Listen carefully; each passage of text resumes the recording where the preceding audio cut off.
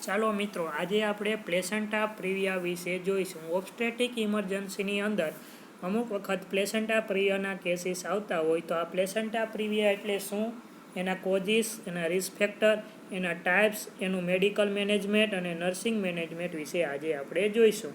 તો ચાલુ કહીશું. પહેલાં છે definition. The placenta is implanted partially or completely over the lower uterine segment over or adjust to the internal os. It is called placenta previa. જો placenta પ્રિવિયા કોને કહેવાય? તો કે જ્યારે પ્લેસેન્ટા પાર્શિયલી અથવા કમ્પ્લીટલી લોઅર યુટેરાઇન સેગમેન્ટમાં ઇન્ટરનલ ઓસની નજીક અથવા એની ઉપર ઇમ્પ્લાન્ટ થાય તો તેને પ્લેસેન્ટા પ્રિવિયા તરીકે ઓળખવામાં આવે છે. જો આ સ્લાઇડની અંદર તમે જોઈ શકો છો કે ઇન્ટ્રાયુટેરાઇન લાઈફમાં એક બેબી અને પ્લેસેન્ટા આવેલું છે. તો પ્લેસેન્ટા છે એ લોઅર યુટેરાઇન સેગમેન્ટમાં એટલે ઇન્ટરનલ ઓસની ઉપર ઇમ્પ્લાન્ટ થયેલી છે તો એને પ્લેસેન્ટા પ્રિવિયા તરીકે ઓળખવામાં આવે. ત્યાર પછી છે incidence. In 80% cases it is found in multiparous woman, એટલે કે જે ટોટલ કેસના 80% કેસ છે એ મલ્ટીપેરસ વુમન હોય એની અંદર જોવા મળે.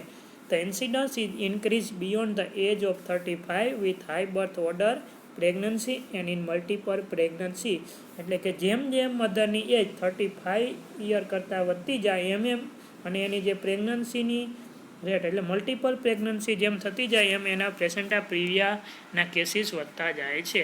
તો incidence approximately 4 to 5 per 1000 pregnancy, એટલે કે 1000 પ્રેગ્નન્સીએ 4 થી 5 કેસીસ પ્લેસેન્ટા પ્રિવિયાના જોવા મળે.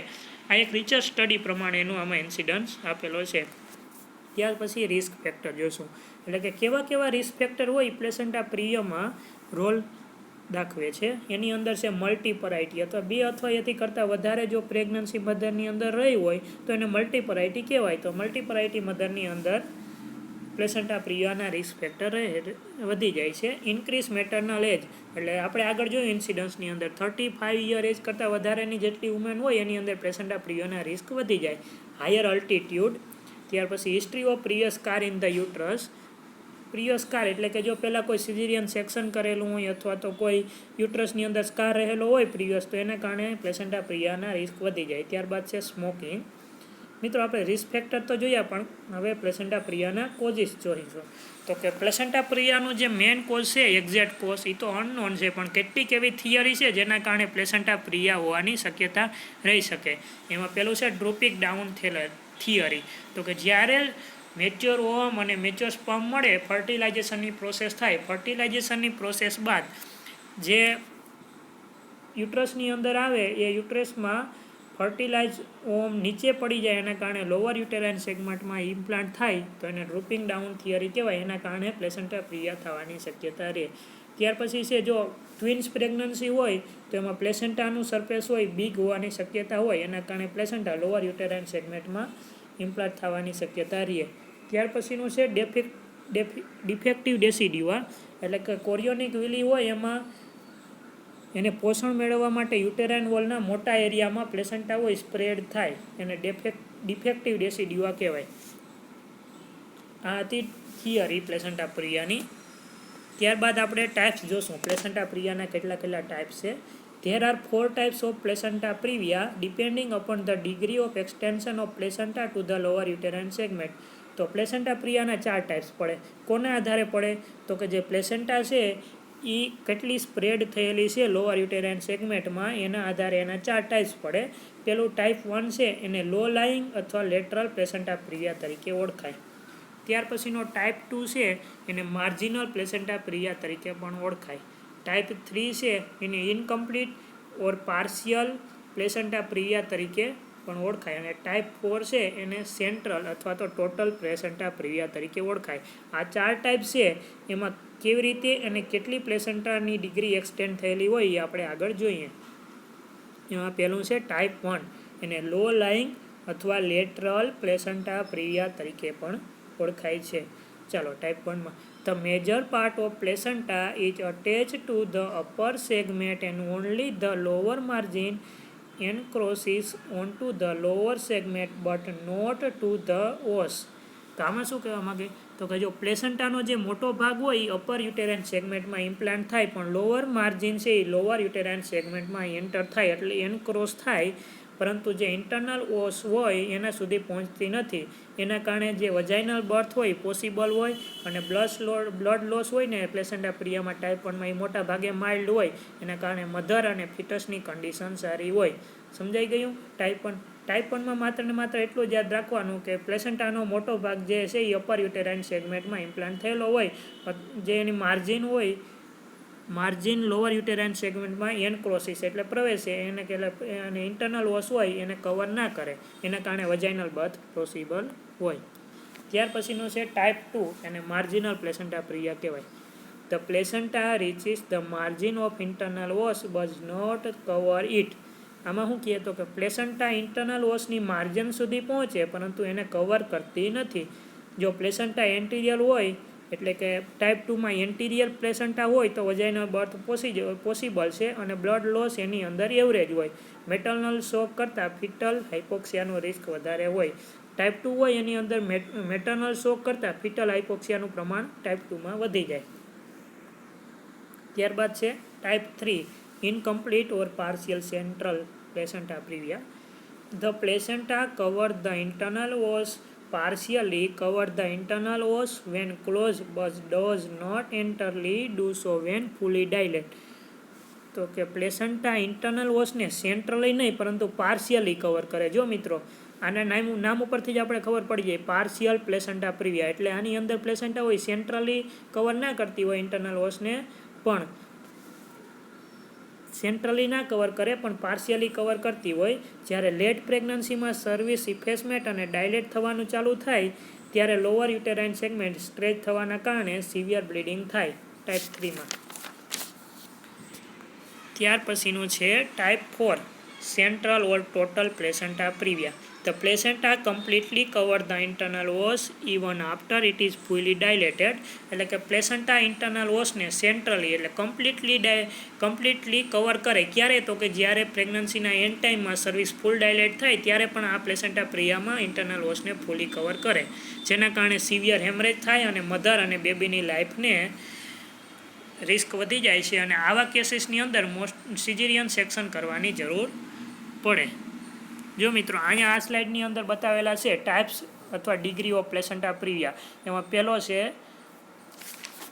સ્લાઇડની અંદર જો પહેલો છે લો લાઇંગ અથવા લેટરલ પ્લેસેન્ટા પ્રિવિયા. એમાં મોટા ભાગનો જે પાર્ટ છે એ અપર યુટેરાઇન સેગમેન્ટમાં છે જ્યારે એની જે માર્જિન છે એ લોઅર યુટેરાઇન સેગમેન્ટમાં અને ઇન્ટરનલ ઓસને કવર કરતી નથી. જ્યારે ટાઈપ 2 છે એની પ્લેસેન્ટાની માર્જિન છે એ ઇન્ટરનલ ઓસ સુધી પહોંચે છે પણ એને કવર કરતી નથી. જ્યારે ટાઈપ 3 છે એમાં પાર્શિયલી છે એ પ્લેસેન્ટા ઇન્ટરનલ ઓસને કવર કરે છે પણ કમ્પ્લીટલી નથી કરતી. અને જ્યારે ટાઈપ 4 છે એમાં કમ્પ્લીટલી પ્લેસેન્ટા છે ઇન્ટરનલ ઓસને કવર કરે છે. નીચે લખેલું છે માઇલ્ડ ડિગ્રી ટાઈપ 1 અને ટાઈપ 2 એન્ટિરિયર અને મેજર ડિગ્રી કહ્યું તો કે ટાઈપ 2 પોસ્ટિરિયર 3 અને 4.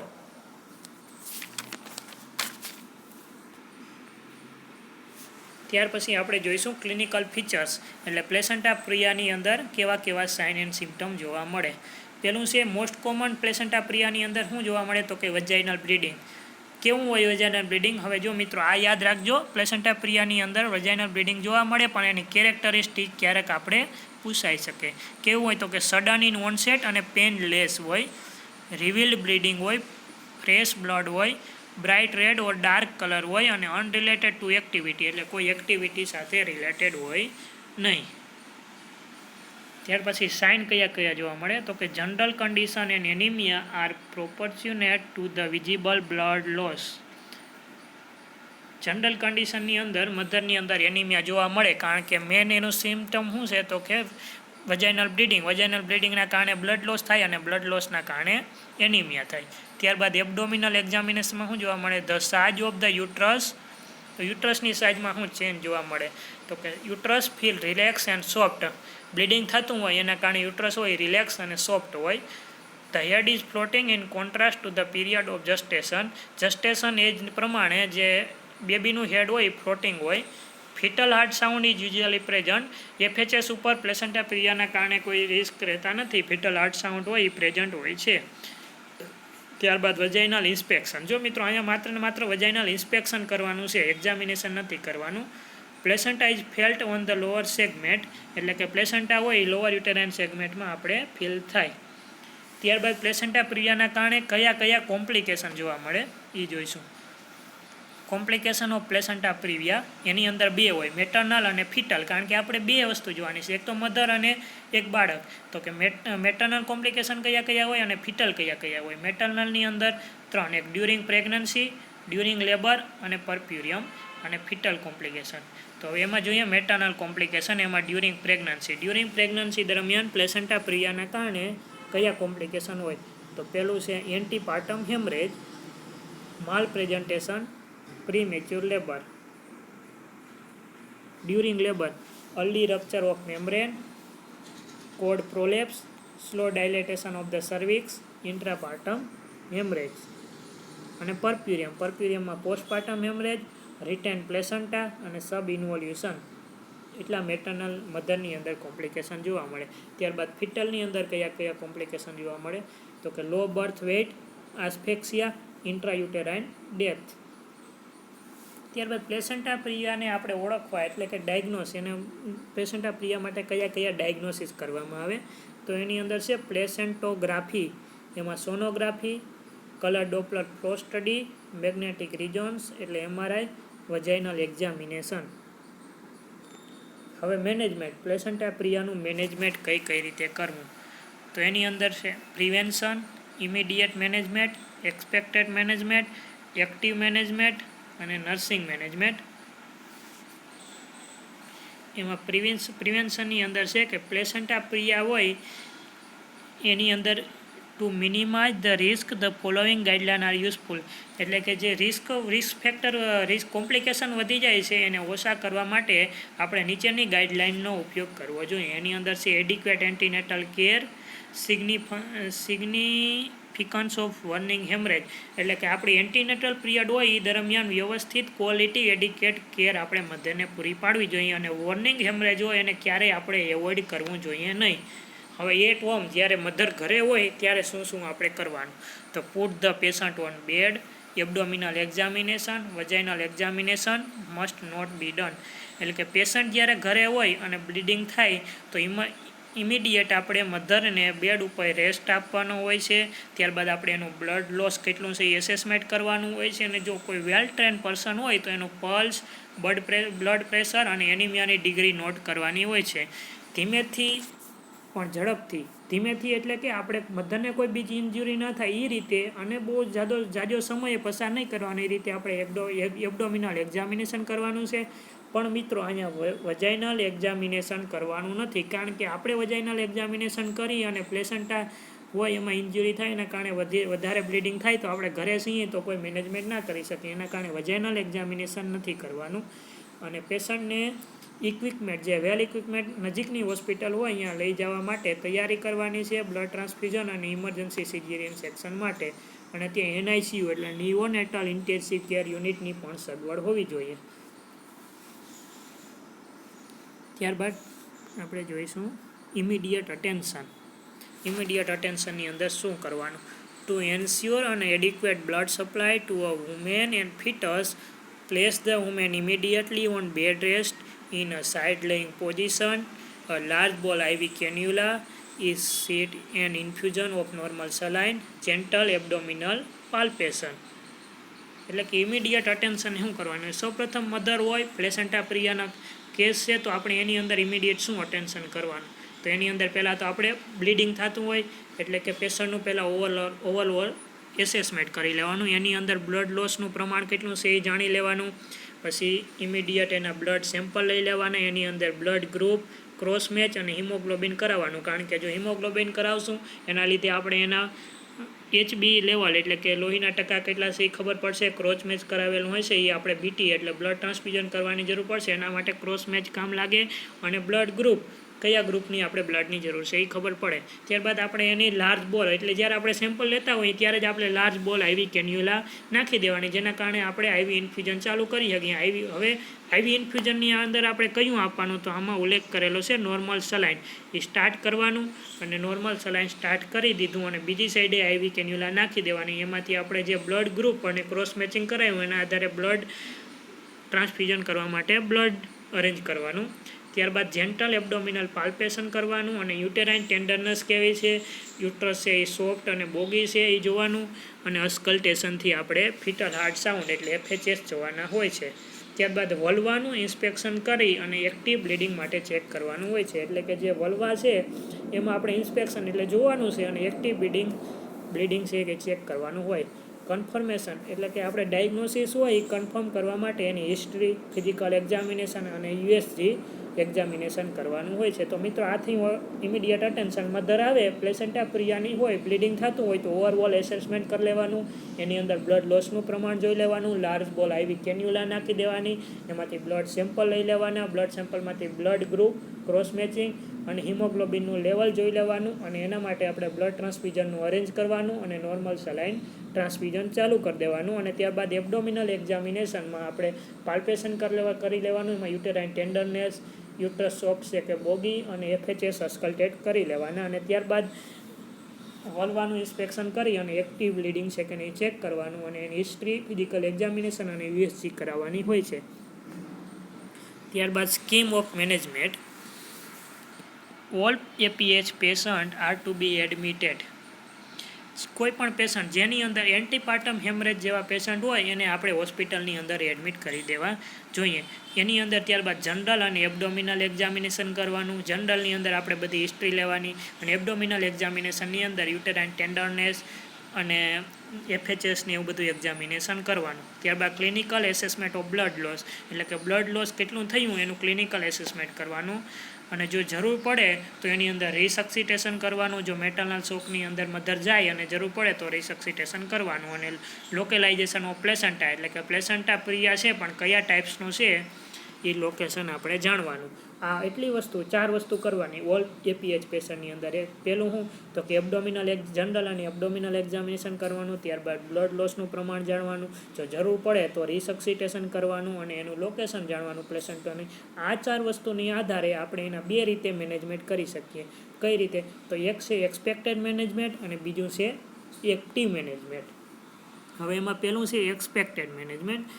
એક્સપેક્ટેડ મેનેજમેન્ટની અંદર the expected treatment is carry up to 37 week.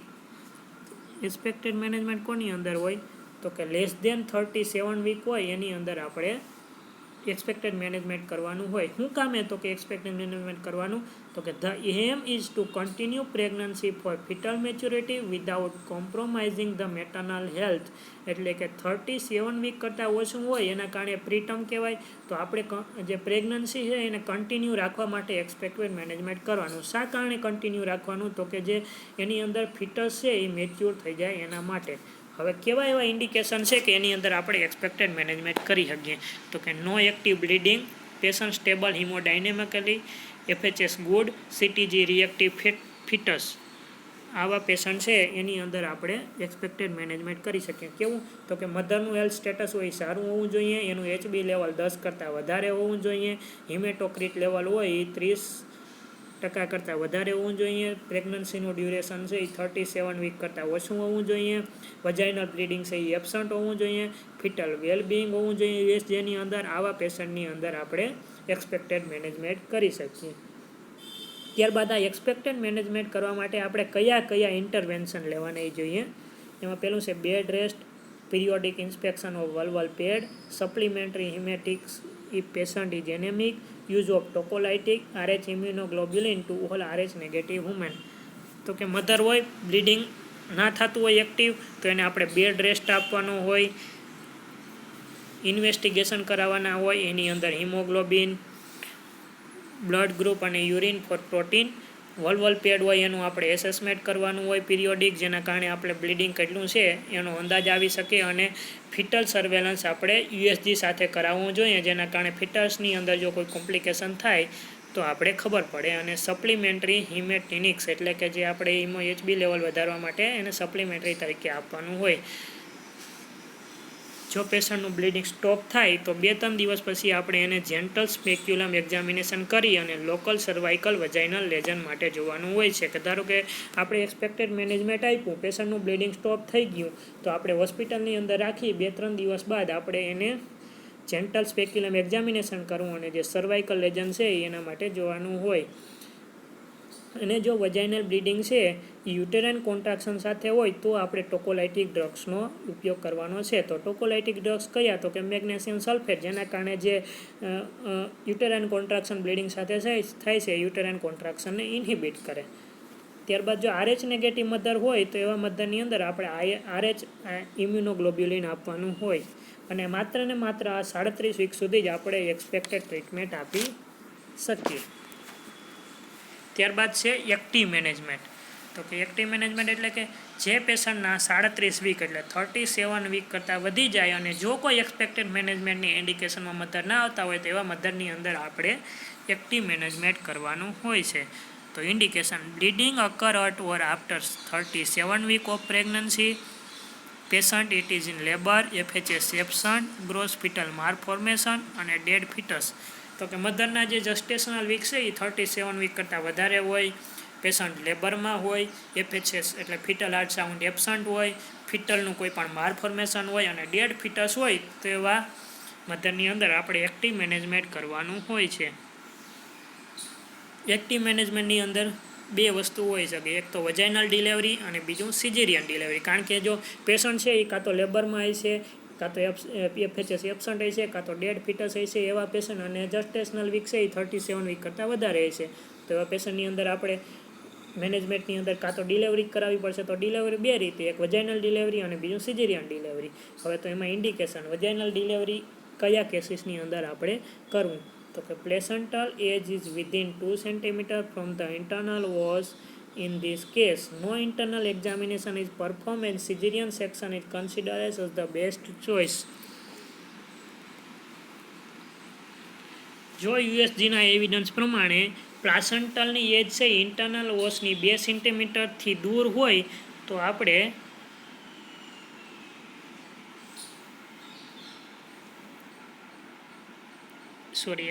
આપણે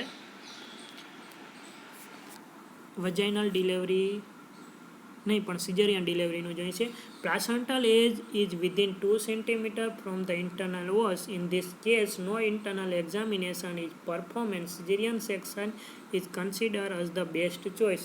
એટલે કે યુએસજી કરાવી લઈ પેશન્ટની, યુએસજીના એજ પ્રમાણે એવિડન્સ પ્રમાણે પ્લેસેન્ટલ એજ ઇન્ટરનલ ઓસથી 2 સેન્ટીમીટરની અંદર હોય તો એવા પ્લેસેન્ટા પ્રિયાને આપણે caesarean section A best choice રહીએ. ત્યારબાદ છે પ્લેસેન્ટલ એજ ઇઝ 2 થી 3 centimetre away from the internal cervical os. એટલે કે આપણે યુએસજી કરાવી એની અંદર પ્લેસેન્ટલ એજ છે એ ઇન્ટરનલ ઓસથી 2 સેન્ટીમીટર દૂર હોય તો એવા પેશન્ટની અંદર આપણે વજાઇનલ ડિલિવરી કરાવવાની હોય. એની અંદર પેશન્ટને ઓપરેશન થિયેટરમાં લઈ જવાનું હોય, ત્યારબાદ એનું ઇન્ટરનલ એક્ઝામિનેશન કરવાનું. ઇન્ટરનલ એક્ઝામિનેશન કર્યા બાદ જો કોઈ કોમ્પ્લિકેશન ના જણાય તો એવા પેશન્ટની અંદર આપણે ARM એટલે artificial rupture of membrane with or without oxytocin, એટલે કે ARM કર્યા બાદ ઓક્સિટોસિનની સાથે અથવા ઓક્સિટોસિન વગર આપણે ડિલિવરી કરાવવાની હોય. જો આ એટલી વસ્તુ કર્યા બાદ આપણે સેટિસ્ફેક્ટરી એટલે કે સંતોષકારક જો લેબરનો પ્રોગ્રેસ થાય તો વજાઇનલ ડિલિવરી કરાવવાની. અને ARM અને ઓક્સિટોસિન ચાલુ કર્યા બાદ પણ જો બ્લીડિંગ કન્ટિન્યુ રહે અને લેબરનો કોઈ પ્રોગ્રેસ ના થાય તો સિઝેરિયન ડિલિવરી કરાવવાની હોય. ત્યારબાદ આપણે નર્સિંગ મેનેજમેન્ટ જોશું કે આવા પેશન્ટ હોય એની અંદર નર્સિંગ સ્ટાફે શું મેનેજમેન્ટ કરવાનું હોય.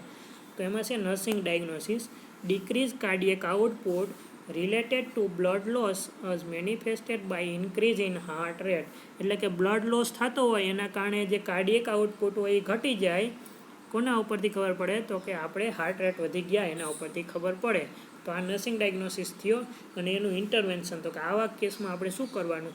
મોનિટર વાઇટલ સાઇન, આપણે પેશન્ટના બધા જ vital sign blood pressure, pulse, temperature, respiration, FHS આ બધું જોતું રહેવાનું હોય. પ્રોવાઈડ એડિક્વેટ રેસ્ટ, મધરને છે એ બરોબર રેસ્ટ આપવો જોઈએ. રીપોઝિશન ક્લાયન્ટ, પેશન્ટને પોઝિશન જે કમ્ફર્ટેબલ પોઝિશન હોય એ આપવાની હોય. Encourage relaxation technique, mother relax રહે એવી ટેકનિક આપણે એને સમજાવવાની હોય. Elevate HB of the patient, અને પેશન્ટનું હિમોગ્લોબિન લેવલ, એક તો બ્લડ લોસ થાય એના કારણે કાર્ડિયક આઉટપુટ ઘટી ગયું એટલે પેશન્ટનું HB લેવલ છે એ આપણે વધારવા માટે બ્લડ ટ્રાન્સફ્યુઝન એ બધું કરવાનું. ત્યારબાદ encourage use of relaxation technique, અને મધર જેમ રિલેક્સ રહે એવી ટેકનિક અપનાવવા માટે કહેવાનું, સ્ટ્રેસમાં નહીં રહેવાનું. ત્યાર પછીનો છે બીજો diagnosis, ineffective tissue perfusion related to decrease in HB in blood as manifested by ડિપ્સનિયા.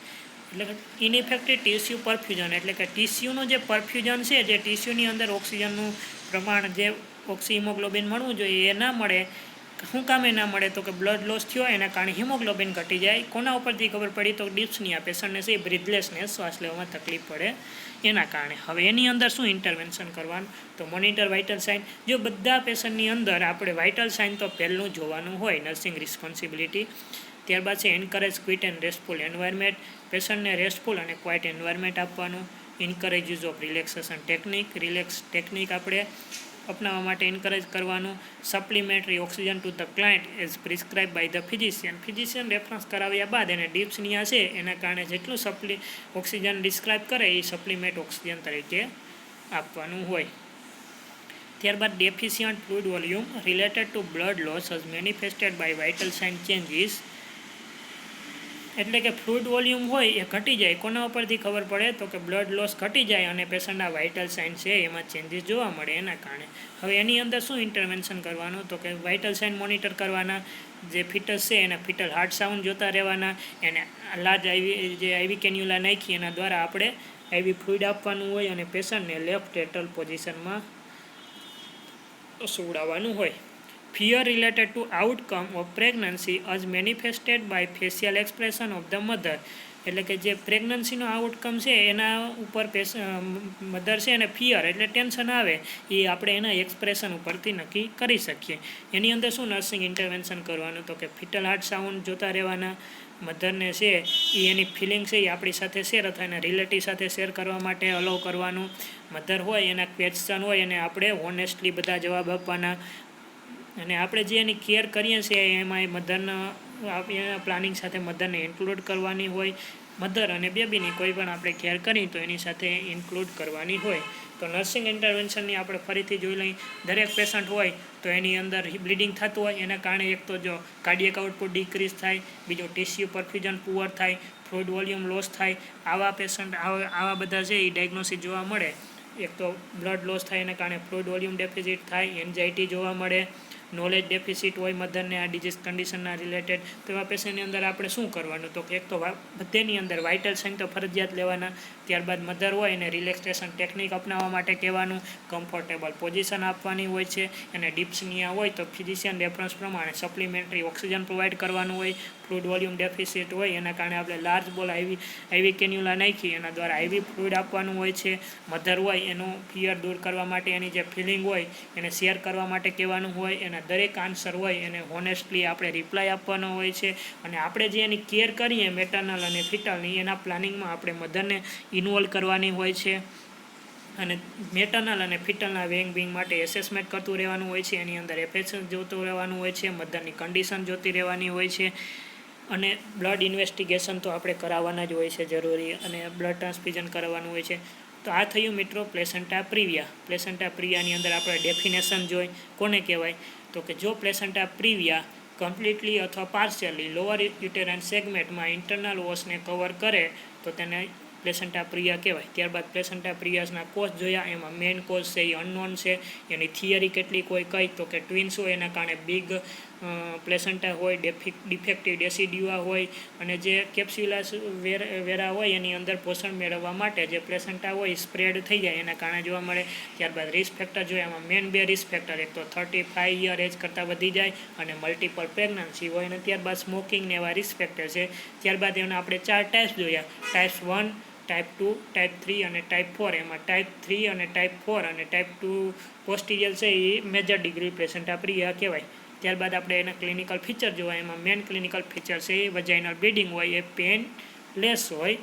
ત્યારબાદ આપણે એનું મેનેજમેન્ટ જોયું. મેનેજમેન્ટની અંદર એક તો ઘરે કઈ રીતે કરવાનું. ઘરે હોય અને ત્યારબાદ હોસ્પિટલમાં હોય તો બે રીતે હોય, એક્ટિવ મેનેજમેન્ટ ને એક્સપેક્ટેડ મેનેજમેન્ટ. એક્સપેક્ટેડ મેનેજમેન્ટની અંદર 37 વીક કરતાં ઓછું હોય, મેટર્નલ અને ફિટલ વેલબિંગ હોય અને બ્લડ લોસ ના થતો હોય તો એની અંદર એક્સપેક્ટેડ મેનેજમેન્ટ કરવાનું હોય છે. અને એક્ટિવ મેનેજમેન્ટની અંદર 37 વીક કરતાં વધારે હોય, ડેડ ફિટસ હોય, FHS એબસન્ટ હોય તો એની અંદર કરાવવાનું હોય છે. એની અંદર બે રીતે હોય, એક વજાઇનલ ડિલિવરી અને એક સિઝેરિયન સેક્શન. વજાઇનલ ડિલિવરી હોય ઇન્ટરનલ ઓસથી 2 સેન્ટીમીટર ઉપર હોય પ્લેસેન્ટા તો એની અંદર કરાવવામાં આવે, અને સિઝેરિયન સેક્શન છે એ 2 સેન્ટીમીટર નજીક હોય જો ઇન્ટરનલ ઓસથી તો એની અંદર કરાવવામાં આવે. ત્યારબાદ નર્સિંગ મેનેજમેન્ટ જોયું. તો આ હતું મિત્રો પ્લેસેન્ટા પ્રિવિયા. Thank you.